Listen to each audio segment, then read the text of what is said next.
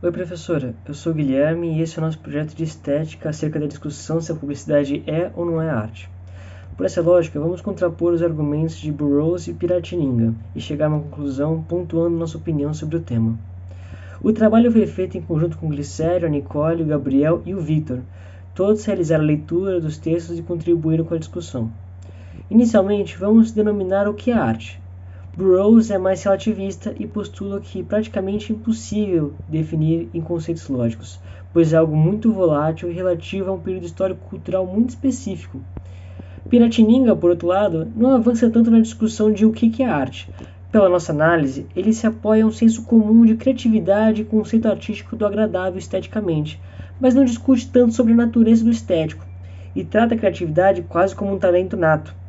Por fim, ele reforça a natureza persuasiva da arte, pois ela tenta convencer o receptor de algo, seja em um museu ou em um comercial. Oi, professora, boa tarde. Falar um pouco aqui sobre o trabalho da Patrícia Buchhaus e que ela desenvolve sobre criatividade e indústria criativa e se aprofunda, surge essa questão se a publicidade é arte ou não.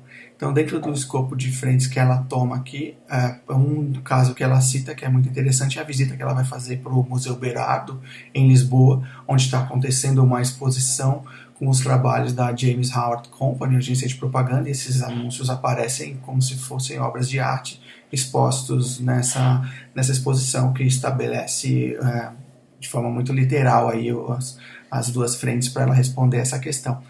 E é um fato muito curioso porque ao citar as peças, né, para descrever as peças, ela coloca os anúncios como esteticamente agradáveis e tecnicamente muito bem trabalhados, e vai falar também de como ela encontra elementos de diversos artistas nessa peça. Então, por exemplo, ela cita ali que ela identifica símbolos como elementos da obra de arte do Magritte, do Picasso, do Duchamp, do Mondrian, do Malevich, por exemplo, e isso prova que a publicidade ela está o tempo todo bebendo da fonte dos artistas, né?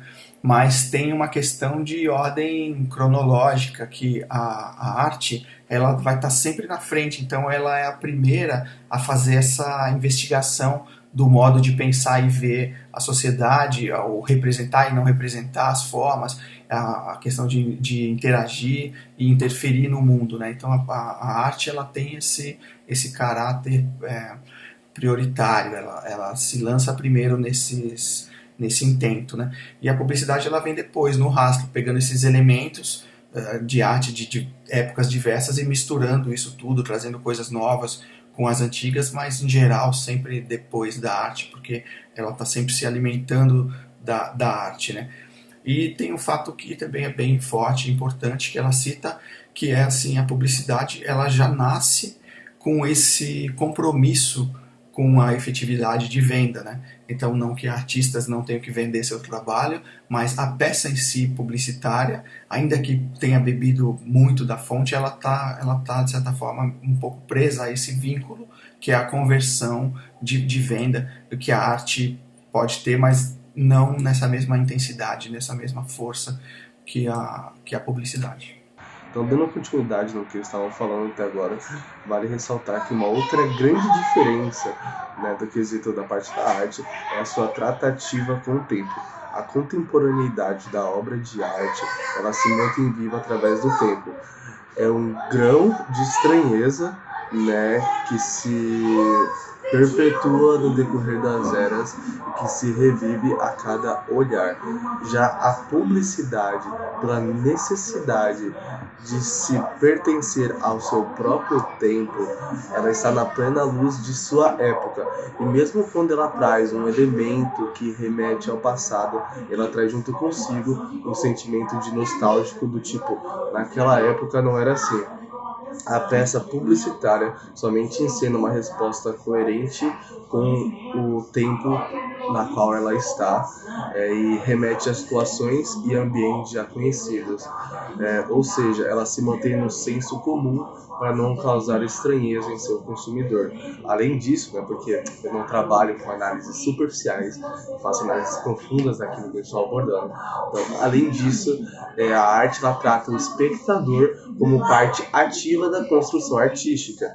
Assim, a arte ela só está em seu pleno estado, em sua plena completude, eu não lembro agora da palavra, ela só está completa com as diversas interpretações que os telespectadores, as pessoas que estão assistindo, conseguem fazer, as diversas interpretações que essa obra de arte ela se propõe a ter, sempre deixando no ar a possibilidade de uma nova forma de interpretação.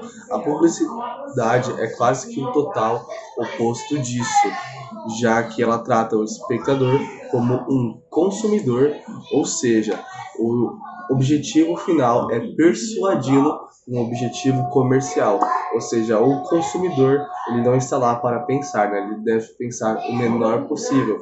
Ele no máximo ele é coagido a achar que está pensando, mas na verdade não é. A publicidade tem que ser efetiva na venda e para isso utiliza a estética artística de um modo quase que pedagógico.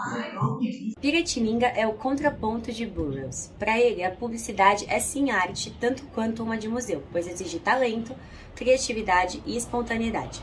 Ele trata também da capacidade equivalente da arte e publicidade de comunicar valores e mensagens através de símbolos estéticos e objetos criativos. Além disso, ele pontua que a arte ela é partidária e carrega os valores dos seus patrocinadores. Pode-se dizer a relação de mecenato, em que os artistas eram financiados pela aristocracia para criar obras, retratos e peças de acordo com os interesses desses patrocinadores. Piratininga questiona sobre qual é a diferença entre um artista que é pago para fazer retratos e um artista que é pago para vender produtos. Em realidade, nenhum desses dois é livre e cumpre a demanda de um ente externo. A instrumentalização da arte na propaganda não é por acaso. As obras de arte elas conseguem transmitir ideias complexas, valores e emoções indescritíveis verbalmente, apenas por uma imagem, um som e um gesto. Essa capacidade de comunicação é a que interessa a publicidade, porque ela consegue disseminar os valores subjetivos de um produto com o uso da estética artística. Como exemplo, da teoria de Burroughs, a gente trouxe 3 casos que são campanhas publicitárias desenvolvidas para a indústria da moda. A primeira campanha que a gente escolheu é a campanha que foi desenvolvida pela Gucci em parceria com a marca Adidas, que eles exibiram na Fashion Week de Milão desse ano. E a campanha foi inspirada em filmes de Stanley Kubrick. Então a gente trouxe aqui imagens, do filme Iluminado, do Laranja Mecânica e de Barry Lyndon. A figurinista desses filmes foi convidada para participar da criação dessa campanha e ajudar o diretor criativo Alessandro Michele a inserir os looks da coleção nos enquadramentos icônicos do diretor Stanley Kubrick. Então eles renovaram de certa forma os filmes que são tão importantes para a história do cinema, porque o Kubrick ele é muito importante na indústria cinematográfica. O segundo exemplo que a gente trouxe é o fashion filme Castelo Cavalcante, que foi dirigido pelo diretor Wes Anderson, que também dirigiu A Vida Submarina de Steven Seagal, O Grande Hotel Budapeste, entre outros filmes que são muito marcados pela estética simétrica, Sempre tudo muito bem enquadrado no centro da tela e os movimentos de câmera majoritariamente seguem enquadramentos de ângulos de 90 graus. Essa estética foi utilizada também nesse fashion filme, que foi financiada pela Prada para ser exibido no Festival de Filmes de Roma em 2013. Esse filme, um curta, que foi financiado pela Prada, ele foi inspirado em um filme de Federico Fellini, de 1973, chamado Amarcord. Então, ele se inspirou em enquadramentos do filme que mostram uma corrida de carros e ele trouxe essa inspiração para a estética que é marcante do Wes Anderson. E a figurinista desse curta, por coincidência, também foi a Milena Canoneiro, que trabalha com Wes Anderson em outras obras do diretor. E por último, nós trouxemos a campanha que é de promoção da coleção de parceria entre a marca H&M e Erden. Essa campanha foi publicada em 2017, ela passou em cinemas, televisão e também foi divulgada no meio digital. Ela foi dirigida pelo diretor Baz Luhrmann, que ele também dirigiu Moulin Rouge e O Grande Gatsby. Então, a gente trouxe frames do vídeo, né, que o Baz Luhrmann desenvolveu para essa coleção da H&M com a Erden. E a gente pode notar que vários enquadramentos desse fashion filme, ele é uma linguagem, né, uma estética que o Baz Luhrmann traz em outros filmes que ele produziu. Então, nós trouxemos enquadramentos do Grande Gatsby, que são muito semelhantes a enquadramentos desse fashion filme que foi produzido por ele. Então, esses são os 3 exemplos que nós trouxemos para mostrar que a teoria de Burroughs, ela realmente pode ser encontrada facilmente no mercado publicitário. Bom, então, por fim, né, a gente acaba concluindo que a publicidade realmente não pode ser denominada como arte. Por mais que ela utilize recursos artísticos dentro dos comerciais e das propagandas, a arte em si, ela sempre vai muito além de só o estético. Ela sempre busca o inovador, o provocador, o complexo, o exótico, enquanto a publicidade ela já tem uma natureza mais de fácil de gestão, e ela usa o senso comum para tentar ter um alcance mercadológico cada vez maior. E o bom anúncio vai ser sempre aquele que impulsiona as vendas e gera o maior lucro possível para os anunciantes. Enquanto a arte, ela não tem necessariamente uma razão, né, para existir. Ela é quase um fenômeno comunicativo. Ela comunica o incomunicável por meio de uma estética volátil e sempre inovadora.